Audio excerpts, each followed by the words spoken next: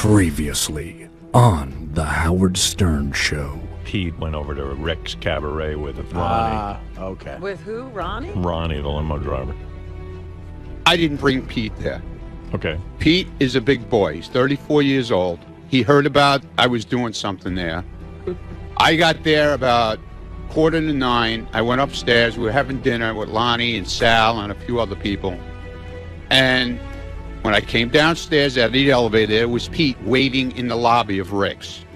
Now, what am I supposed to do? I'm going to leave. Why are you getting defensive about it? Because some listener sent something in Right, and saying JD sent it to me. that I got the guy drunk, and I brought him up on stage and made an idiot out of him. I didn't do any of that crap. He gets an email from a listener. Let the listener call in if he's got something to say. No, he did the right thing. Why does he have to be Wrong. the one right Wrong. away to throw me under the bus? You're wrong. What First is of all, up with that? I read that email and didn't think it was throwing you under. Anonymous. Wheels, you're on the air in Bristol, Pennsylvania. Hey, how you doing, Howard? Hey, Wheels. I was calling about this whole thing with Ronnie and Rick's.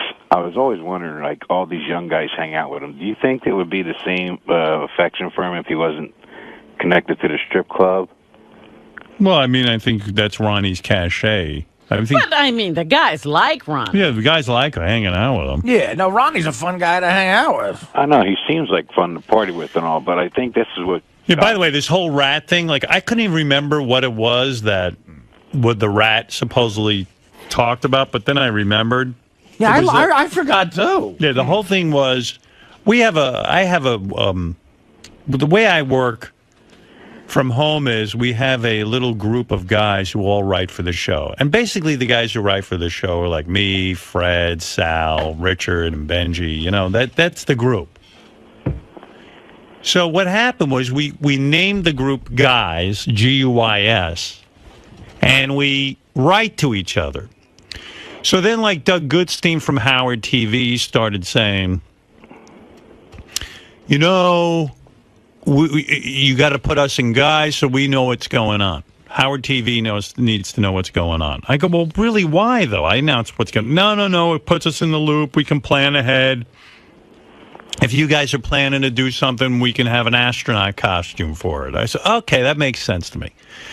So I put a couple of the guys from Howard TV in this Guys group. Then other people, you know, like JD said to me, hey, I can contribute. We put them in Guys. So now there's probably about 30, 40 people in Guys. 30 or 40? Yeah.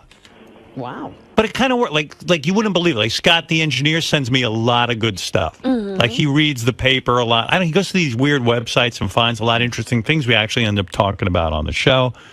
So it makes sense. There's a lot of contributors there. Richie Wilson, I know. Richie Wilson's you. Yeah. Richie sends me tons of stuff, and it's always good. And yeah. So you don't want to cut down the guys? Well, no. I mean, because people contribute in different ways. So then what happened was we get an email that Ronnie was at Rick's Cabaret with Pete.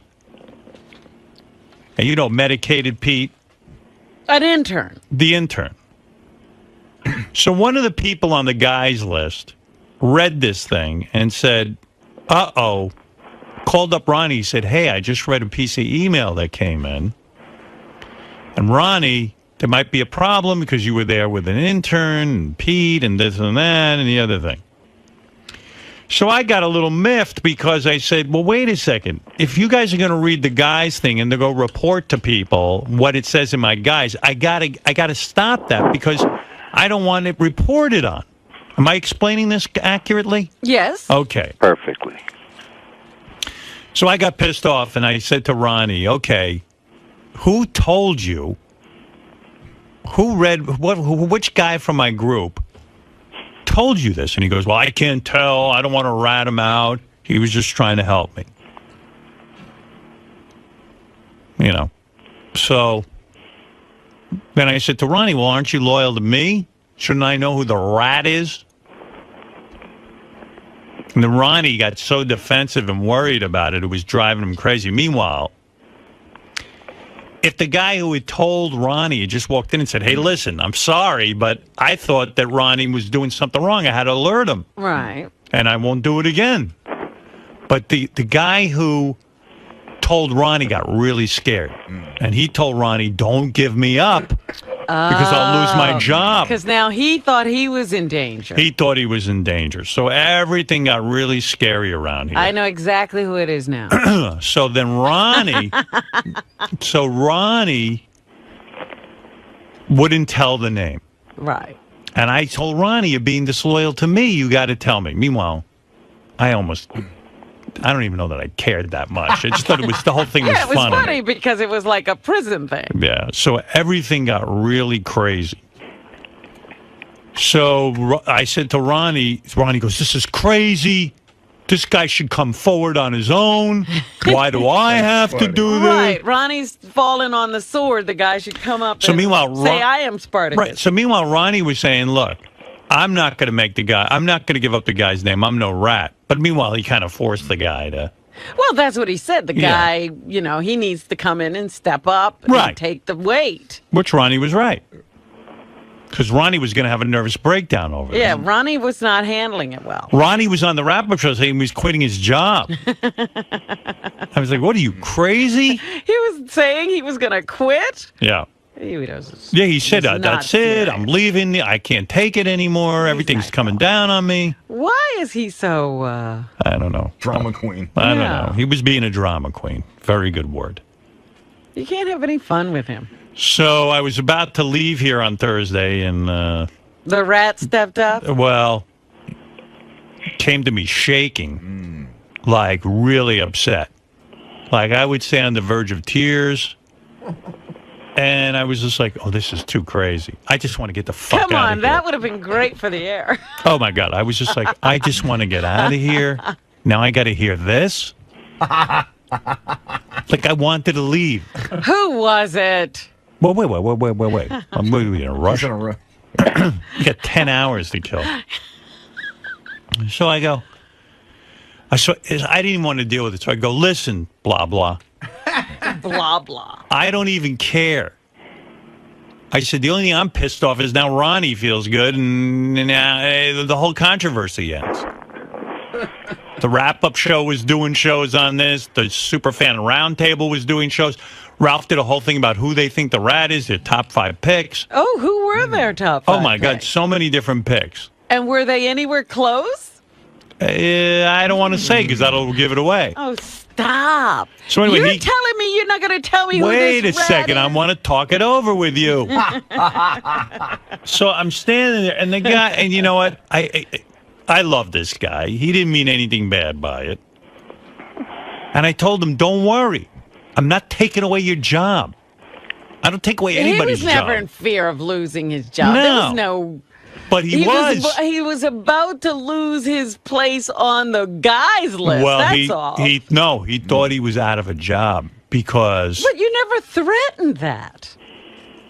He thought he was out of a job if he came forward.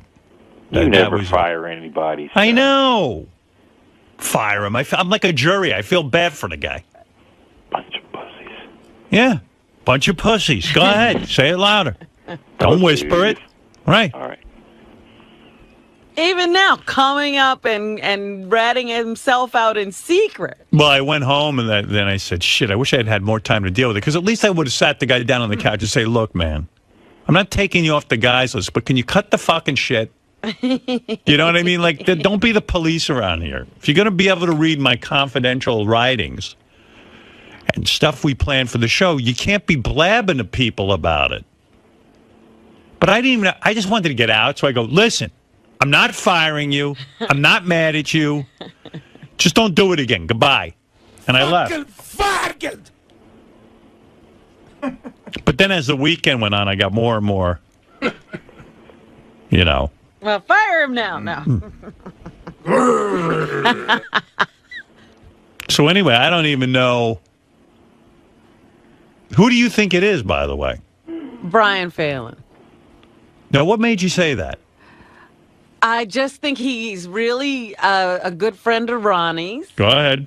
I'm sure he's on the list, isn't he? Yes, he is. And Yeah, and I think he'd be the kind of guy who would say, "Oh my God, I'm going to lose my job." From and, Howard TV. He's got a family and the whole thing, and I think he'd be the kind of guy who'd be really freaked out and scared. But I think that feeling would go away after 2 Schlitzes. Right. Who do you think it is, Artie? Me, again, God, this is hard because the person I'm going to say I do like, but I think it might have been Doug Goodstein. Goodstein? Yeah. What made you say that? I think because Doug is a guy. He's a good guy, and he knows how to produce the show, and he knows how this show operates. And I think he And he is that type. he's the kind of guy who will. He's not as bad as like a Stuttering John, but I think Doug knows you very well, and he knows what could create something fun. And I think Ronnie and Doug have a bond a little bit. And it was interesting to me how Ronnie was so loyal to the guy. Right. So, Well, know? I'll tell you You why. think he wouldn't be that loyal to Yeah, Brian and Phelan? I'll tell you why Robin is wrong off the bat, because I do remember this. Brian Phelan's not on Guys. Oh, okay. So he's Right. not. That's what. Then you should Right. have said that. He's not on Guys. Now, I just got a note. The whole back office thinks it's Tim. No, it's not Tim. How do you know? Because he made a real issue of saying it was not him, and I think he doesn't lie. But by the way, everyone around here has made a real issue of saying it wasn't no, them. you know what? And now that Artie says Doug Goodstein, Doug is the one person who didn't say he didn't do it. Yeah, well, I mean, I'm just saying, first of all, it would be really surprising if a middle management guy in a corporation lied, Robin. You're right. But I don't know. I'm just saying, I'm not nothing against Doug. If I had to say it, I would think Doug might he might think that was funny to create and do it. I would, now look. And he's on Guys. Who do the guy, Howard TV has a collective thought. Who do you guys think it is? We think it's Jared. Jared. Oh, but I thought Jared had been cleared. Jared's been cleared. Robin, enough with the who you? Was that Flea Bailey for Christ's sake? Very nervous the past couple of days, pacing around, very interested in this topic, so we think it's who it is. So you think that's him? He might have been worried if his Halloween costume was going to fit properly. What about, what did you think it was, Gary? Well, I'll talk about that in a second. Oh, you know, I think. In the office, the guys have photographs of everybody, and they've been moving them around all day long. Well, like first it was Tim was up, but then Jared moved in front, and then at one point Doug 𝗏, who does our website, moved up to number 3. He was a big suspect because it was also like one of the theories was whoever did it must be a guy who likes to go to strip clubs but doesn't really have the entree to get in. Right. So maybe trying to get into Ronnie's good graces, and so they're moving everything around. But before, I would like the guy to just walk in here and man up. I'm going to tell you that I had a conversation with the person on Thursday morning. Right. We were talking about a lot of things. It was a very sort of serious conversation. And it was one of those weird moments where within it, the person admitted it to me without even knowing it. Yeah. You said he was like Fredo. You know the scene in Godfather 2 where Fredo goes, me and Johnny Ola were here when they're in Cuba. And Michael goes, oh, my God. That was the moment for me. I'm staring at this person. I'm going, this person just told me they're the person, and I don't think they know that. That's why it's great to be a police officer. I talk to cops all the time, and they tell me when they got a guy in the station house, if they just leave him there long enough and let him talk, yeah, they all sort of give you the clue. That's why they ask you the story over and over and over again. That's why when they say, yeah, there were discrepancies in the story, it's because each time you nutcases tell it different. Well, because I think we weren't talking about that. Well, there's the suspect list. Who's the lead? So Dan, the song parody man, is number... He's number 2. Number so 2. It's Tim. Tim is number 1. Yeah, and they go down. Then Doug is number 3. And Sal's number 4. Then go down. Then it was Richie Wilson. There's Doug 𝗏. It's the only picture we have of him. Then there was Benji and Joe Jordan. All right, now... Benji. Does the guy want to come in and just get it over with? So it's nobody in here, is what you're saying. It's not Benji. I don't think it's Joe Jordan. No, it's nobody in here. You thought it was Artie, huh? I'm not on Guys. You are. Believe it or not, you are. It's just that you don't have a computer. Oh, I'll get one, man. Sorry. I looked at the list. Artie's on it. But He said 50 computers, never turned them on. I better be on. If the guy doesn't want to come in, I guess He doesn't have to, but if he wants to just get it over with, I think he should. I'm recommending he does. Who? Come in? Yeah, I think he should come in. For years. You haven't talked this over with him. No, I haven't. And if he doesn't want to come in, I'll respect it. For years, I thought it was Alexander Haig. Why leave every one of your coworkers under suspicion? Is he coming? Yeah. He is. All right, here he is, the man of the hour. There he is. Come on in. There's nobody there.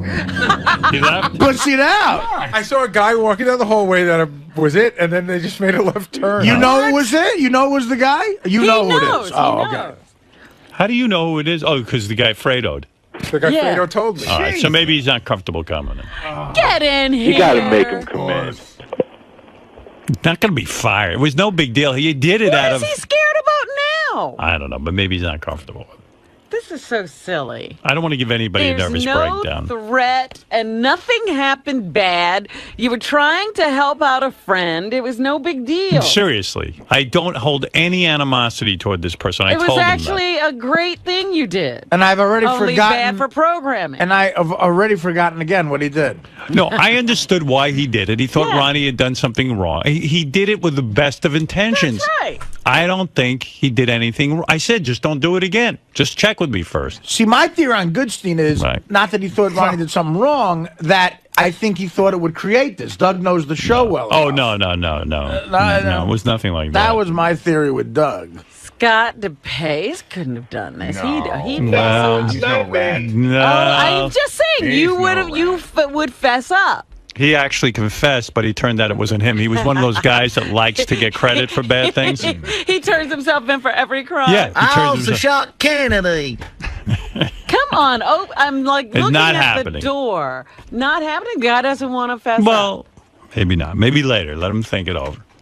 I don't understand how this could be such a big deal. No. Hey, what about Jim McClure? Is he? Exactly. Yeah. Is he on, guys? Starting to think about that little fucker. What happened? First of all, I'm wrong. Oh, you are wrong. Yeah. You don't know who it is then. I do now. But who did you think it was? Tim. You thought it was Tim? Tim and I were in a meeting. Tim and I were talking. He said to me while we're talking, he goes, we were just talking about being here in general, how sometimes we're all by ourselves, how we're like sort of a family. It was like a really nice, heavy conversation. And he goes, listen, we all got to watch each other's backs. He goes, that's why I called Howard about that thing. And I go, whoa. Tim just said, because that's why I called Ronnie. That's what he said to me.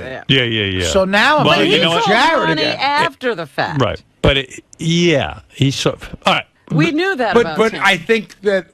during the break, I'll talk to... Don't say any more. During the break... You know who it is now. Don't even write to me. No, you need to. I know it already. I don't want... I'm not writing who it is. I'm writing something you need to know. I know. That's what I know. Okay. I wasn't sure. I know. I got it. Well, Does that have any bearing on the case? Yes. Maybe later. Let him take some time. Come on. Let me just go over this. There's nothing going on. Let me go over the events again. An email was sent to JD. No. What happened? Oh, yeah. An email was sent to JD. JD put it on guys for me to read. So someone was at the strip club and saw Ronnie cavorting with an intern. Right. Then, a male intern. A male intern. Right, exactly. I'm sorry. Cavorting? Well, whatever. He was hanging around with him. Right. And then sent that to JD because he thought Ronnie did something wrong, knowing JD and Ronnie have a thing, and maybe JD would tell you then. I'm not even sure that it was wrong. There was nothing wrong with they what were he just did. recounting the events of the evening. Right. Okay. But because Like a it police was an report. intern situation, they thought it might be sensitive. Right. Howard, how did you find out about it? You just saw it on Guys? I don't know. I forgot already. JD sent it to guys and Howard he sent read it to all of them. But there's another big conversation going on aside How from did I find out about it? aside from who the leak is. This has been I'm going not on. even sure this is interesting anymore. I think it is. This person It is. walks in. You will find out the leak by the end of the show. Howard, you know what? It hasn't been. on. Well, what do you want from me, Wheels? Where you going? Just sit down and get my 500 ready. But Howard, there's an interesting Fuck conversation going you, on. Artie, you prick. There's an interesting conversation going on in the back office that got reignited later on in the week, which is Do you think it was a dicky move for JD to send that out to guys? No. No. Because a lot of guys think it was sort of like... No. That's what Ronnie was angry about with JD. Well, a lot of people back there sort of agree. To sort of say, like, you could have just sent it to you or not sent it to everybody or not sent it at all. All right, listen. But he, in JD's defense now, he said he called JD did the right thing. Tracy to make sure that it was okay to put it on guys. This is mail that is really sent into the show. Anything interesting should be given to me. I can't read through every letter. So if a guy sees something I don't see, he should send it to me. That's the end of that. Yeah. And it wasn't anything so bad. No. When you found out, did it surprise you who it was? Did his judgment surprise you? No, because I think actually there was some intelligence behind it, believe it or not. Like, in other words, he didn't think he was doing the wrong thing. Oh, it's JD? JD, you want to say it was you? I sent it out, JD and I'm reported wrong. himself. No, if I felt it was that serious of a situation, I would have only sent it to you. I know that. Okay, no, but I'm just saying the reason I sent it to guys was because in the email it said there were like cameras there and stuff. I thought like Howard TV might have been there too. You did nothing wrong. Okay, I'm just this explaining. Whole thing is blown out of proportion. Why you sent out the guys? That's all. Okay, all right. Thank you. All right, goodbye. Now I'm leaving. Leave. Leave as quickly as you can. Now, Would anyway. the rat please walk in? During the commercial, I'll talk to the rat. You're going to talk to the rat? I'll talk to the rat. Hey, can me, Rob, and Fred, and Benji get blindfolded and try to ask the rat questions? Yes. What do you ask a rat? Are you in music? Wheels, you'll have the answer. All right, and tell Will I'll help him out. I'll be a donor if he wants. All right. Later, fellas. That's nice of you, Wheels. Thank you. Good guess, Robin. Good guess. Close. I can see you worrying. I'm sweating my ass off. Brian, it's not you? No, I know who it is though. Oh, you do? I do know. I do know. So Brian, Robin. Yeah, Robin thought it was me. Robin thought it was me. I do have a friendship with Ronnie, but I am not on guys. So, I am clear. I got cleared of all charges. Did that bum you out that Robin thought it was you? I thought it was weird that she did. It didn't bum me out, but I thought it was weird that I was like, wow, I got picked out of the lineup, but I'm okay with it. I'm just happy to be announced. Hey man, so we're getting pretty close to figuring out who this rat is. So, what do you want from me? Is this taking any weight off of your shoulders? I don't know. Is it? Well, it must be because you don't have to hide. You don't have to hide this person anymore. Okay. That doesn't make you feel better? He was giving out tickets. Not having to lie to your boss? I didn't lie. I just I just didn't fucking answer. I didn't lie. Don't tell me I lied. Do you care? Never lied. Well, you're withholding the truth. I didn't lie. I never answered. So how could I be lying? Huh? All right. How could I be lying? All right, fine. You're right. I'm right. You're You know I'm fucking right. You know? Truth, though. That's not lying, dude. All right, you're right. I'm telling you, you're right. That's protecting someone. That's all it is. I'm not lying. That doesn't mean it's right, though. Doesn't mean it's wrong. Okay? Yeah, but if you were in court, Don't try and twist my fucking words now. If you were in a court of law, Yeah. that Yeah. wouldn't be that's not acceptable. What do you mean it's not You acceptable? have to tell the truth. I did tell the truth. I told the truth. I'm not telling. That's the truth.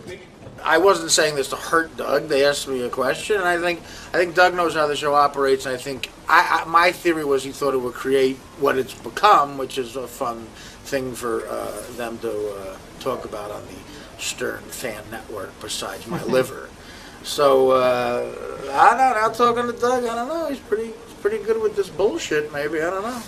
And now that I know it was just an axe to grind, I no longer think it's Doug. My number one person, I can't say because I don't know enough about the situation. All I know is I'd like to go to Rick's and come 5 times. Hey, now, what's going on with you, Scott? Who do you think? You're making all these crazy... What? Make fun of my shirt so you can make the Scott shirt. Happy. Yeah. Well, that's another issue. Look at that fucking piece of garbage, though. This is nice shirt. My thing is, it fits. Yours are... You're under the illusion. Cum-filled buttons. They're called Westerns. Yeah. See, if I made fun of Scott, I'm desensitized to Scott's shit clothes at this point. Did the guys at... Wait, get Ganji. That's a shirt. See, Did the guys at Howard TV... Are you guys shooting a Western? No. Yes. Like, what is going on? See, this is Brokeback Mountain. This is if you put us together. Oh, it's Brokeback Mountain, all right. These guys are gay. But that's really ugly. At least mine's like fashionable. If you were wearing a shirt... If you were wearing a shirt of David Wright blowing a guy on the 69 Mets, it would be less gay. Why is this gay? Explain what is gay about it. You know what? Compared to your sneakers, that looks like something Steve McQueen would wear. This actually probably is something. What were you, in prison? Yeah, they took my laces away, so I don't hang myself. The rap's going in. All right. If you were listening earlier, I gave a whole big explanation about this with Ronnie, and he was told something through my email, blah, blah, blah. I'm not going to go through the whole explanation. If you're not up on the story, who did you think the rat was, Robin? Well, I originally thought it was Brian, but then he's not in the guy group. Right. So I have switched my vote to Doug Goodstein. All right. Oh, there's Artie. Artie, who did you say? Artie's the rat. Artie, who did you say it was? Just talk right there. All right. Well, who did you say? I said it was Doug Goodstein. Right, okay. That was my guy. Fred, did you ever give an opinion? I never gave an opinion on it, and mine's biased because one of the things that I read in the email, someone claims that Ronnie made a slip during the wrap-up show and said she. So I don't know. I'm already biased. Okay. Well, who could she be? I heard that, and I still think it's Doug Goodstein. He's girly, you're saying? I don't know. Well, out in the hall, they were saying they for sure still think it's Jarrett. Well, anyway, come on in, rat. Who I told you I'm not mad at. There he is, Jarrett. It was Jarrett. It was Jarrett. After I defended him? Yep. And you'll still defend him. Yeah. Jared was really upset on Thursday, came to me, manned up and said, listen, I'm shaky. He was shaky. I thought the guy was close to tears. I said, listen, Jared, get a fucking grip on yourself. First of all, if you start crying, I'm going to punch you. Wow. And then I said, secondly, I don't care. I said, listen, just don't let it happen again. Don't read the email, and give it. But he didn't do anything malicious. No. And you should have come in right away and said it was you. All right. So first off, the thing that I object to is I wasn't trying to be a rat. I was trying to protect Ronnie. Right. It wasn't actually your guys list that I read this from. JD emailed Tim his Sirius account, which I go through to make sure that Tim is following up on some emails that are executionable. Right. So I noticed this, and I talk to Ronnie usually once a week just about things going on with the company, checks, things like that. And I mentioned to him in passing that I saw that there was a chance there could be an HR issue with there being an intern out because this company is very sensitive about protecting their interns. Right. And I wanted to make sure that he didn't bring an intern out. That's my point. You should have just said, you should come in that morning and said, hey, Howard, I made sure that I was worried about Ronnie and I made sure that he wasn't doing anything wrong. When all of a sudden it started getting, explosive at 6:15 or 6:30 in the morning. That's when you began the cover up. Well, I got nervous that I just caused a serious issue with, a confidential email, and I was just trying to help Ronnie out that come Monday he wasn't blindsided by the company and the HR, not the show. Now, part of the cover up was you yelled at JD on the wrap-up show for even accusing you of being you actually came to your own defense and said that was wrong to immediately label you. You're like Nixon. Because I thought the best way to deal with this was just to, I was hoping that it would just go away and that, I was able to help Ronnie and that was it. And when it started to snowball and being a bigger issue, that you thought that there was a security issue here and Ronnie was getting hung out to dry, I spoke to Ronnie and said, at the end of the week I'm gonna talk to people off the air, you and Tim, and explain that it wasn't malicious and I wasn't trying to throw JD under the bus. And when Ronnie got upset with JD. That wasn't my intention. My intention was to but I'm saying you put yourself through a lot of stress. I did. You should have just come out right away and said, listen, I did it. I didn't do it to be mean or malicious, and now I understand. I'm not supposed to talk about the email to other people. And Monday morning when Robin came to my defense, and I think, Fred may have, I felt even worse and started to really wear on me that I knew that I was going to have to talk about this, and I wanted to talk to you guys off the air first so you understood. Do you owe JD an apology? I did apologize to him about yelling at him on Monday afternoon, I think it was. Right. That, I'm sorry, I didn't mean to yell at you. I just jumped to, When do I get my apology? I'm sorry, Robin. I'm sorry. Thank you for defending me, and I'm sorry. And Never again. When do I get my invite to the bar's Halloween party? And yes, I'll apologize to JD. Now, Tim had even said to him, you went to Tim for counseling, right? Yeah. And Tim said, this is so silly. Tim said, this is what you get for what? I forget what he said. I never know what Tim his said. Counseling was, No. He said this is what you get when you try and help too many people, because I was trying to protect Ronnie from a bigger issue that I thought may occur. Right. All right. Now, from now on, I'm going to leave you on the guys list. I'm not on the guys list. You're not. Okay. I'm not. And this email wasn't about the guys list. It was sent from JD first to Tim's Sirius email. You're the only one not on the guys list. Yeah, and it wasn't. It never. I never even. All right, read I'm going to put you on the guys list. Thank you. Give him my spot. All right. I never read it on that. Here's the thing. So whenever you read something, just come to me or Tim. In fact, go to Tim. Don't bother me. I won't bother you. I'm busy. I sorry to bother you on Thursday as well. Okay, no problem. Hey, Howard. Yes. The guys at TV want to know, after Jared came out of the studio that day, he vehemently denied it and then threatened JD. They thought it's a funny video clip if you want to see it. Yeah, let me see that. This is Jared covering up his... Boy, oh boy. Right. The scumbag. JD is the absolute bottom of the earth. He's the white gook you get in between your fucking mouth. That's JD. And, he had absolutely no factual evidence for this. He just felt like throwing my name out there. So, fuck JD. Do you have any idea who this might be? I honestly haven't put too much thought into it because it happened and I didn't think anything of it. So I didn't even think who the rat is. And to be honest with you, I'm not going to think about it because it's not my problem. The only problem is that JD's little, rat that tries to start shit. So in the past, you've always tried to have been civil with JD. Is that totally I've gone always now? been civil with JD. And you are now really I will good. Go out of my way to Boy, I don't know if I trust anything you say from now on. You are a good liar. Yeah, look at you. You got a whole scenario going here. You should run for office. This is the part where he says he's going to go out of his way to fuck with JD. Really? Oh, go ahead. Let me hear that. He's in his mind that, I'm doing things. Now I'm going to actually do things to him because he's a little shit. And clearly he can't mind his own fucking business. He's got to start shit on his own. So I'm going to really fucking show him, what it is that I can do to be arrogant and an asshole. You remind me of those guys who kill their wives, but then they get them on TV and they go, I want my wife back. Right. Hey, if I start doing drugs again, can you give me lying lessons? Yeah, absolutely. Wow. You did a good cover-up. And not only that, now I remember him coming in here and vehemently denying it here and yelling at JD. And now I didn't come in. I called him. Well, Colden, you were on our airwaves saying to everybody that you were definitely not the rat. But my whole belief system's off now. I don't even know if that was him. In hindsight, yes, I should have come clean. Right All right. Well, listen, you learned your lesson, and that's Ronnie good enough. lied for you. He did, and I appreciate that, and I felt horrible. And although Ronnie did crack in a sense because he made you come forward. Like you never would have come forward. Ronnie forced you forward.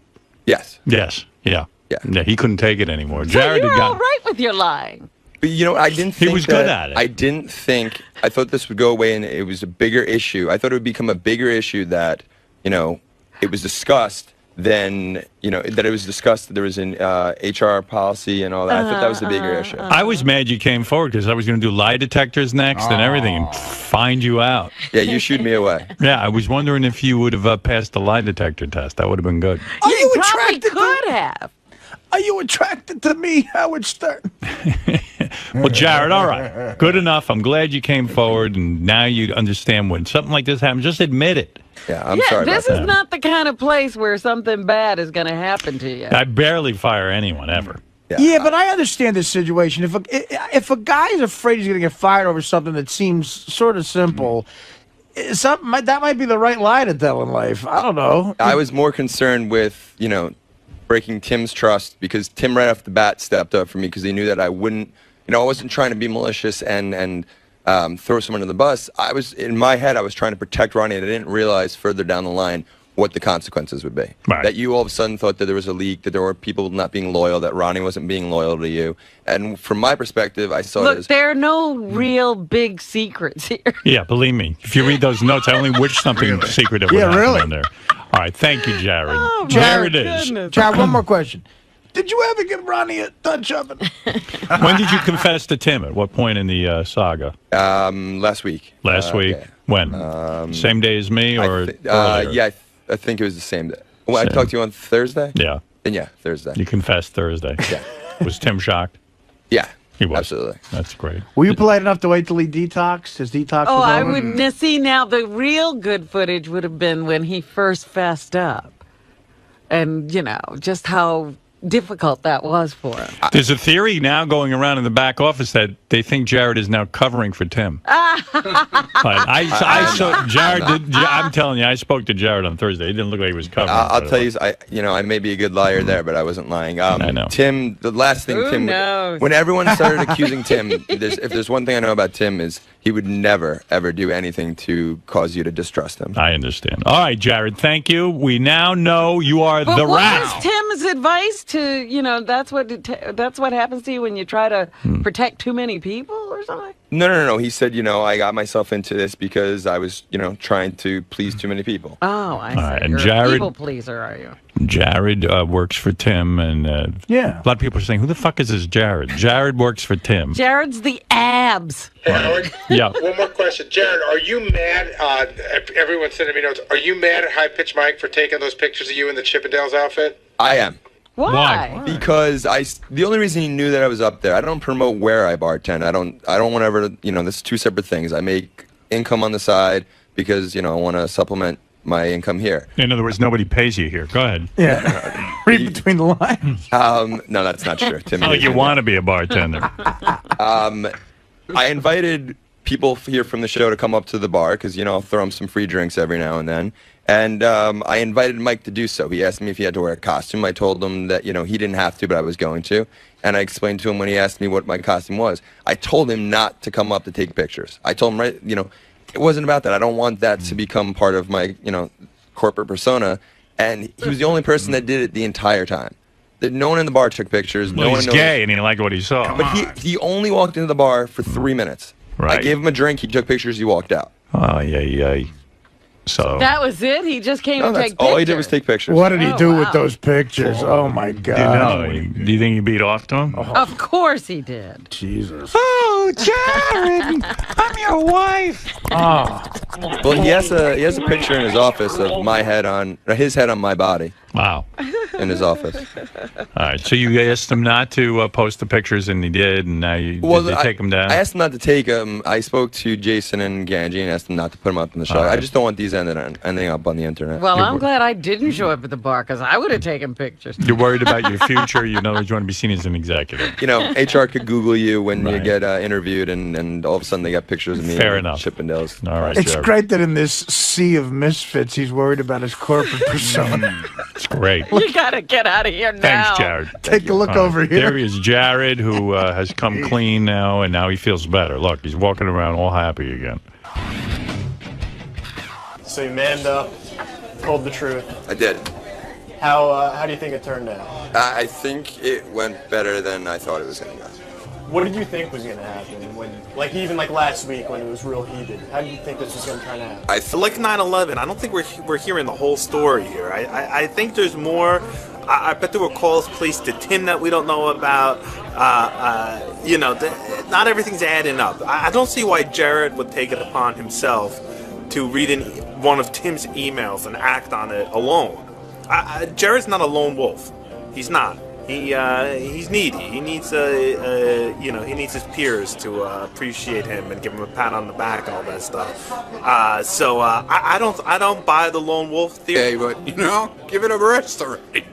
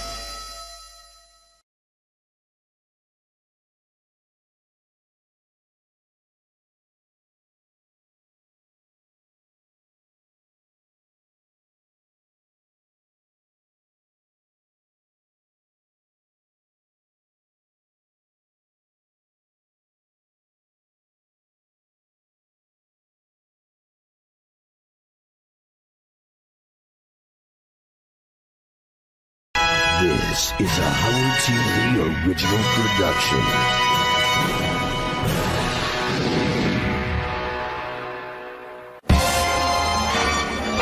Hey, it's 𝗪cie 𝗲𝗍, Booey. I'm here at 𝗦𝗵cie𝘄𝗿𝗍. I'm here with Richard Pearl. And the reason I'm here is because I am a chocoholic. I love chocolate. And I heard this is the best chocolate in New York City. And I wanted to check it out. I want to go on tour and see what you got. And sort of a Hershey bar kind of guy. And I told that you got the good stuff here. We have great stuff here. I love Hershey's, but it's candy.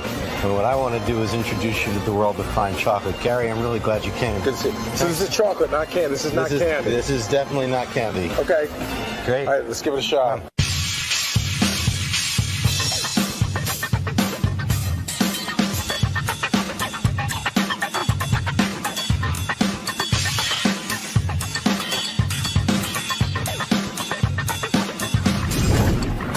Gary, so I'd love you to try some of our bonbons, and then we'll move into the pure chocolates. If I saw a box of candy, I can't just take one and put the box away. I end up eating like the whole box, and then I get like high on sugar. You saying that won't happen with this? It shouldn't happen with this one. You want to eat that much. Think about it. The cocoa content here is 7 to 10 times greater than what you'll get in some of those candy boxes. And therefore, what you're looking for is the cocoa. You're going to get what you want and what you need a lot faster and with a whole lot less sugar. So it's a cocoa high rather than a sugar rush. So like a Hershey bar is what, like 10%? About that. And then you have some stuff here that's 99%. We do have some 99% chocolate here, you bet. So I'd be getting 10 times. So when I'm getting 10 times more of the cocoa, like I know the sugar, I know what the sugar 10 times less of the sugar too.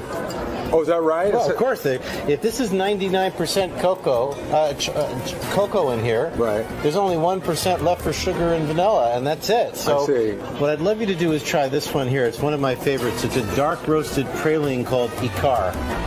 Now, I never know, should I jam the whole thing in? Because that's what I would do. And this one, take about half. Take a bite, okay. I'm showing restraint here. About 5 seconds, 7 seconds for the full flavor of this one to come about. That's a good one. Now, is there like a what's the taste I'm getting in there? Like hazelnut? It's hazelnut and almond praline, slowly made and dark roasted so that it pairs beautifully with the dark chocolate.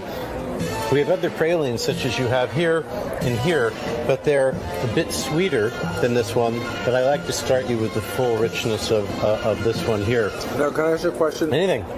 So that I swallow. What's a praline? I hear that all the time. Praline is where you take almond and hazelnut usually, and you slowly grind them with sugar until they become somewhat of a paste. Okay. This here is the reason why we opened this store with a liquor license, giving new meaning to the term chocolate bar, and put the whole thing in your mouth, pull off the stem, and then bite in, and make sure your mouth is closed because there's enough booze in there that you'll dribble if you nibble. That's it. And mind the pit. And this is a chocolate-covered Morello cherry and kirsch. It's not that sort of sappy, syrupy maraschino cherry that you might have had when you were a kid. Watch the intensity of the kirsch at first and how it pairs beautifully with the chocolate. And then as you get sort of the sweetness of the cherry with the reminiscence of the kirsch, you kind of get a dance between the three. This one has a real liquor flavor to it. What's the liquor that's in there? Kirsch. And kirsch is a cherry liqueur, and the cherry itself is cured in kirsch in the 𝗦𝗵cie𝘄𝗿𝗍 factory in Normandy, France for about 9 months. And, any chocolate will taste good when you swallow. Right.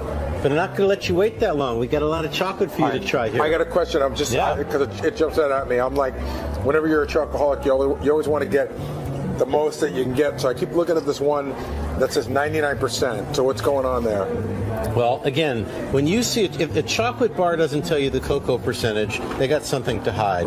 These days, you should be told what is the cocoa percentage in any pure chocolate. This is a bonbon that is made with 99% cocoa. And so, because there's ganache inside, meaning a little cream melted with the chocolate, it's not fully 99% potency, but it's got all the rich and darkness. So try that one.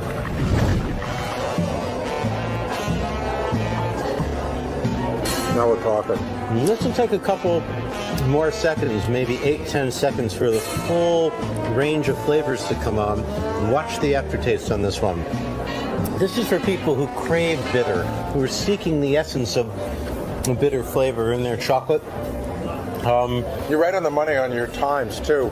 It is like 8 seconds, and then, because when I put it in, it really didn't taste anything at first, and then it just sort of gets you. Another 8 seconds. It has to do with the melting of the cocoa butter, which does not dissolve at room temperature. It needs to be warmer than room temperature, more like body temperature, and how much cocoa butter is in here as compared to any other kind of cream.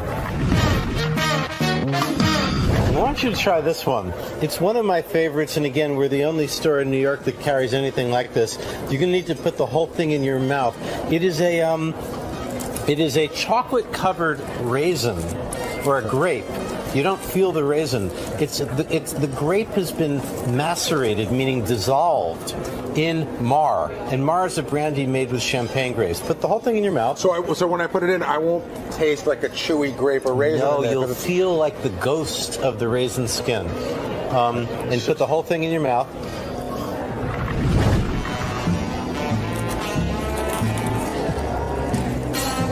So, if you like spirit, if you like chocolate, there's no selection like that. And that again is a brandy made of champagne grapes and twigs.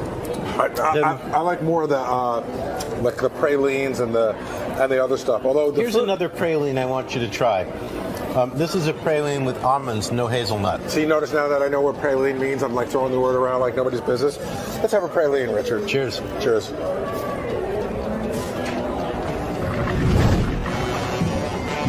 About 7 seconds on this one. Got it.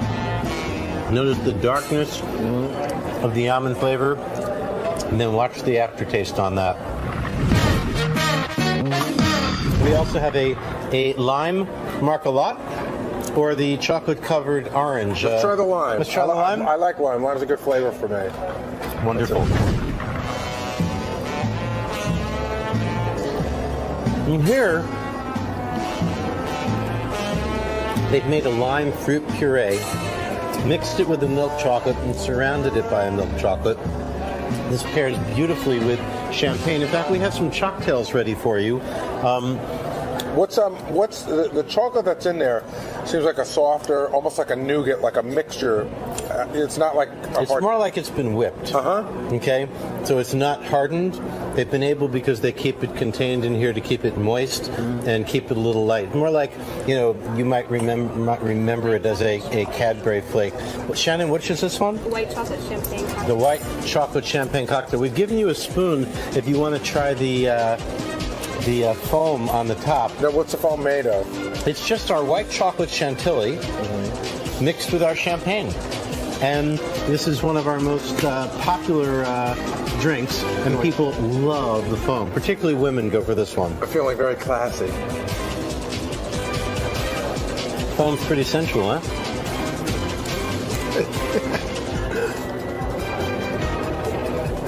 And then you can drink.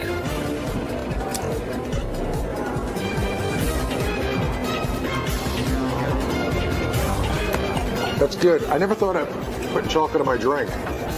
Well, in a moment, we're going to bring you one of our chocolate Russians, which is really our signature chocktail. And, our chocktails. Chocolate Russian. Thank you, Michelle. It's Shannon. Oh, thank you.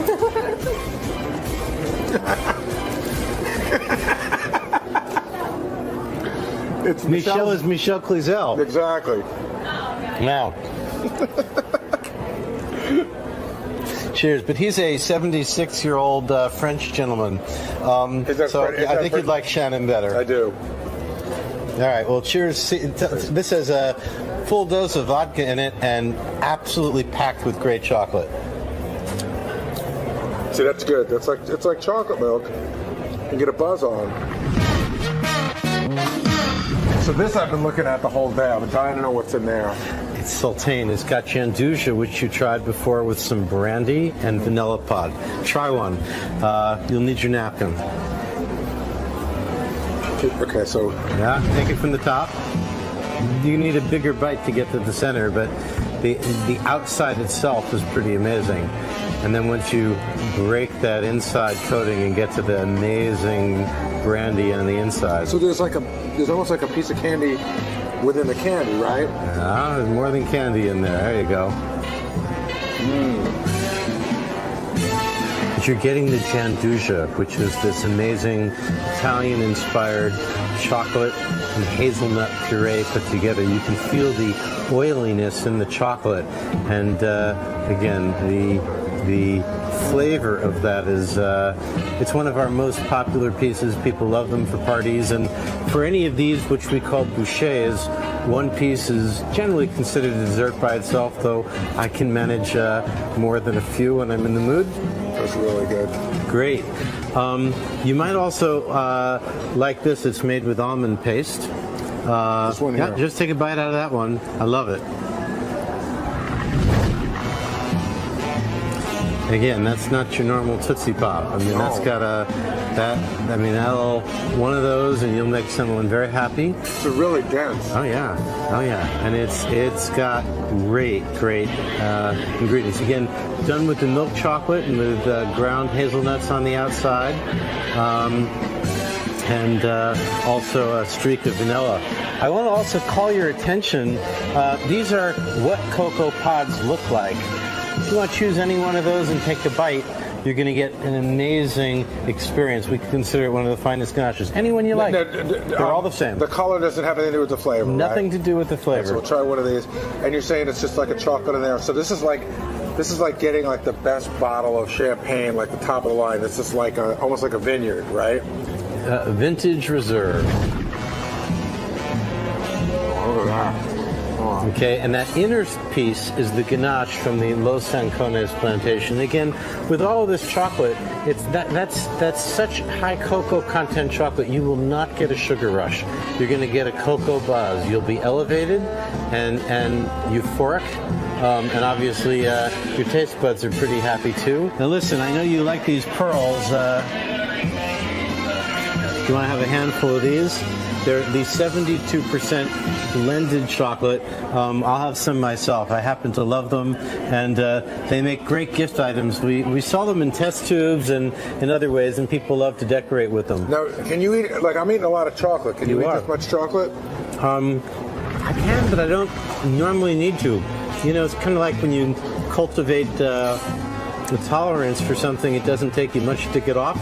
So give me a little bit of chocolate in the morning, and I'm right in a cocoa state of mind, and from there I'm happy throughout the rest of the day.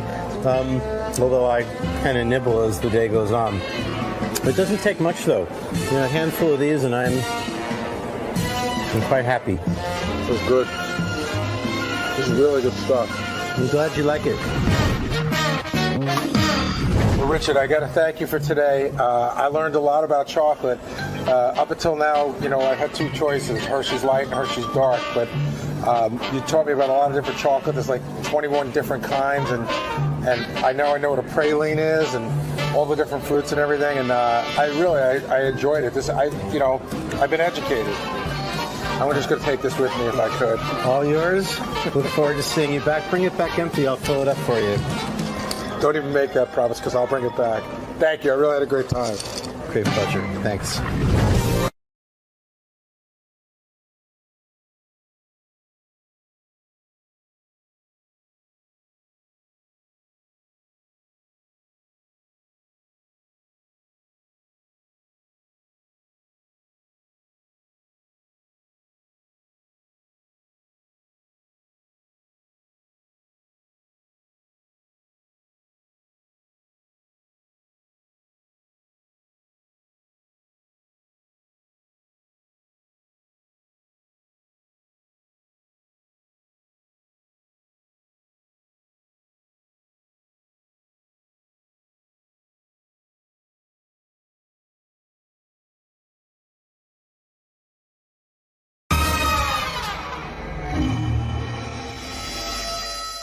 coming up, which is the way we're going to launch our new album, which is Duran Duran's Red Carpet Massacre. We're here at the Howard Stern Show, very excited. We're so nervous. Very, we are like freaking out. I'm sure you guys are doing all right. No, we're really nervous. We're really nervous, mate. Psoriasis is coming out. It's like, oh God. Did you say nervous? Nervous? No, I didn't think so. All right, guys, good luck. Tired? Yeah, it is a bit early. But good job, there's grapes. I appreciate it. And where there's grapes, there's grass. Yes. And when there's grass, there's cows. Where there's cows, there's milk. Right, and where there's milk, there's breasts, which brings us to the Howard Stern Show. Of course. Look who I'm here with. I'm here with Duran Duran. Welcome, gentlemen and lady. Good to be here. Hello. Hey, what's happening? Good morning. We're up and early. Yeah, these microphones are working good. Okay, I'm in business. Duran Duran. I haven't seen you guys in a long time. Yeah. I think I had you in my studio. I was trying to remember back when, like 1980 or something.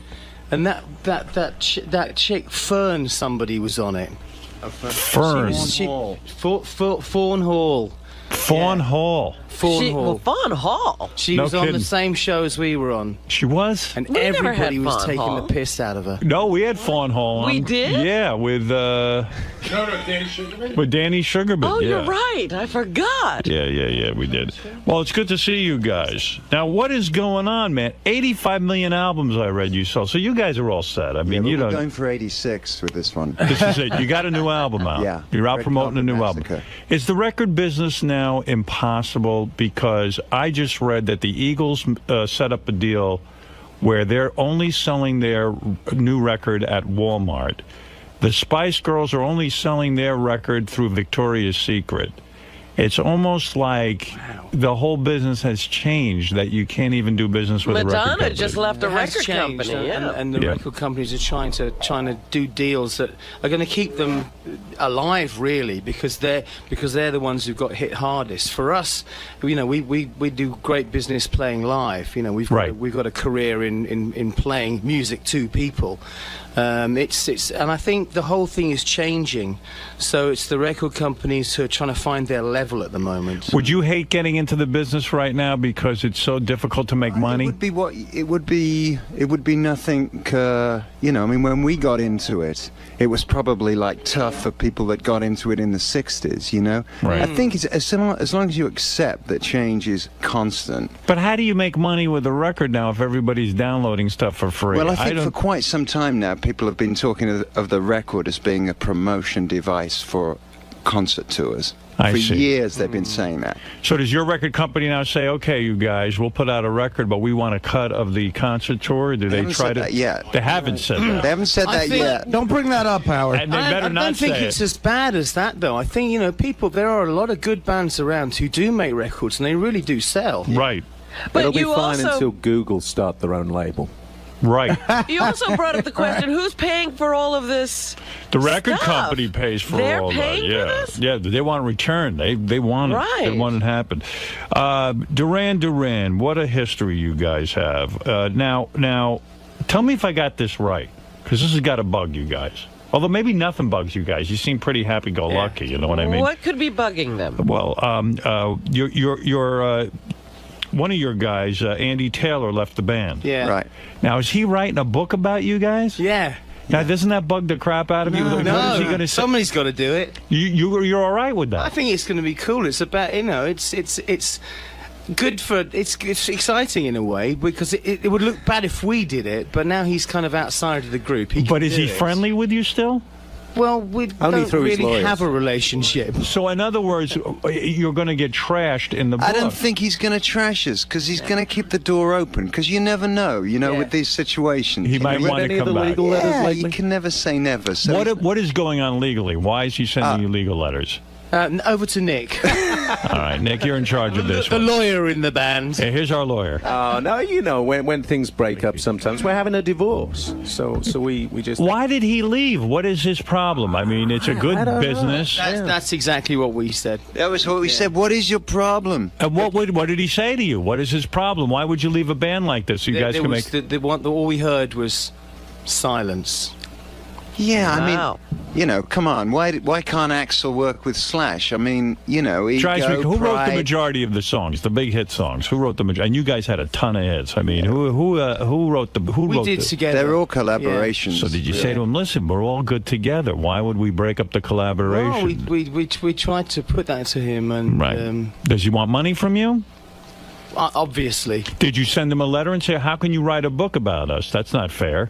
No, we didn't. Wow. I think we Do you have a law firm, Howard? Well, I should, because I would be curious. I like what I'm hearing. Yeah, I mean, you know, I love Robin. She wrote a book. She was writing about she wanted to stomp on my head. Remember when you were jogging, you wanted to stomp on my head and kill me? And I went, oh, my God. Please. It's Just terrible. trying to get some motivation to run. I think guys who leave bands are tired. I think he was just tired of playing Rio in Milwaukee. You know what I mean? Don't you think so? Man, we don't go to Milwaukee that often. Anybody possibly be tired of playing Rio in Milwaukee? It's a good song. We live for that experience. I mean, isn't that what Bill Wyman did with the Stones? I think he was just like... Yeah, because it's that get off the road. I think there is that to it. You know, he lives in Ibiza. Hello. Oh. He lives in Ibiza. Warning sign. Is he the one with the rich wife? Who's and they got only the rich have wife? one-way flights out of Ibiza. You've got the rich wife. Why didn't you? You could retire. I knew you were going to mention that. Isn't your wife the creator of Juicy? She is. Juicy Couture? Juicy They're angling for free clothes, Johnny. Careful. My daughter loves that Juicy Couture. Absolutely. In fact, today we're bringing her a sweatshirt actually All from right. there. Your wife hit the mother load, right? She did. Is she worth more than you? She is, right? Are you guys jealous of the way he married? In this place, I mean, are you jealous of his situation? No. No. We all wear Juicy all the time. You do? Yeah, we just get a lot of free clothes. You know, I'm not saying we're close in this band, but we're kind of all married to each other's wives in a way. You guys could have all married anyone you wanted. I mean, talk about sex symbols. You could have any woman you want. You could have banged my prom date in '85. Absolutely. And Simon, I think we did actually. Ow, you bastard! Simon, you married a model, of course, Yasmin. of course, Yeah. Yasmin, And we're still married. and you're still married. Isn't that remarkable in this day and age? It's shocking to me. Did everyone say to you? Did everyone? I look at all the fun I could have had. Exactly though, as the lead singer, did you sit and say, you know, I married this woman, she's a great woman, all this stuff, but did you have regrets? Did every one of your friends say to you, you're nuts to be doing this? You're at the top of your game. You can have any woman you want. You know, a lot of people did say that sort of thing to me, but you know when you meet the love of your life, and if you meet the love of your life when you're 25, you hang on to her. And that's what happened to me. No regrets. You know, absolutely. Still in love with her. Yeah, absolutely. When your wife creates Juicy Couture, at first you think, what is this with these sweatshirts? This is a waste of money? Did you think that this was a waste of time? When I first got to know her, I was really taken by anybody that I met that had her clothes, that was, you know, they were really into them. Oh my God, I love my She's got to be a billionaire. I was like, this is something really special. I knew that, you know. It's fantastic. Talk to me. I don't want to talk Ill of the Dead, but actually I talk about Ill of the Dead all the time. Lady Di was a huge fan of Duran Duran. Princess Diana, huge fan. Did she offer to bang you guys? No. Did she seriously? Was she in love? Simon, she was in love with you, wasn't she? No. But you made fun like of her. that. You thought she was a bit, what was the word that you used? I'm trying to remember at the time. Gaff. What? Like daft. Shepherd's bush. Daft. Daft. Oh, what? Like couple of crates short of a lorry load? Yeah. She was a little bit nuts. She wasn't. I think she was very naive. Yeah. What is it, Gary? I think she's very sorry. Yeah. I think she was very naive, You and do? I think that she came into it as a very unworldly, and she had a very odd kind of introduction to this incredibly high-powered world. I do think it affected her. She definitely wasn't normal.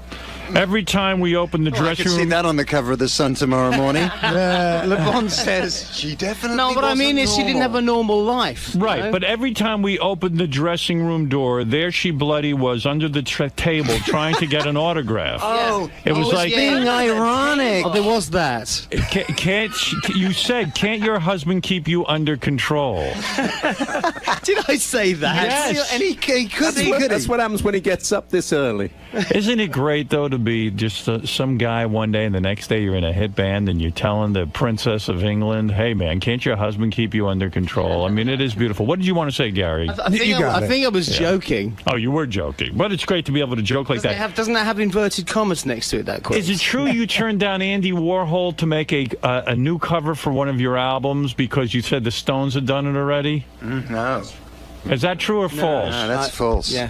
Oh, Rog thinks it's true. Right. And what's amazing about these guys, they hit it big all of a sudden, and they had a powerhouse career. Big. Yeah. But you were still living at home with your parents. That's how it happens. So you come back from your tour, and you're huge, and then and then they won't let us watch what we want to watch on the TV. Yeah, really. I mean, and you go to bed at 10 o'clock at night. It's like, I'm getting out of here. I'm going to get my own place. It is kind of crazy. It really is. Now, who is this beautiful woman who sings with you? I'm quite captivated. This is the fabulous Anna Ross. Hello. How you doing, baby? What's your story? You married or... You with any of these guys? I mean, what's going on? No, I'm not. No, I'm not blowing any of them. Not that we haven't tried, but unlike Lady Di, you're not blowing the band. No, I'm not. No. Well, you sound great. Now, I'm looking at a picture here, Simon, of your wife. Yeah. That the guys just gave me off the internet, topless. I could see why you married her. She's hot. Look at that. There she is. Is that her? Look at her. Beautiful girl. That's my baby. Yeah, nice. Yeah. And what was it always a kind of relationship where you were monogamous, or were you as a rock star allowed to cheat? Were you allowed to? She seems like she might be. She's the love of my life. She is, and you never got into threesomes. You never got into any of that kind of stuff. No lesbianism with her in front of you with another girl. Not that I know about. Not that you know about. So it's a traditional relationship. Yeah. See, I always thought you guys were kind of wild, but maybe not. Well, there are wild ones in the band. Who's wild? The guy with the sunglasses on. Oh, yeah, we know that. The lawyer's wild? Do you know why he's got sunglasses on? Why does he have sunglasses on? Because then he has projection of porno on the inside of the lens. You're talking about Nick. 24 hours a day. Nick, I always knew Nick was a pervert, but that's good. I like it. How are you? Very well. Last time I saw you was in England. It was, yeah, I remember. Yeah, you were broadcasting from there. Yeah, a long time ago.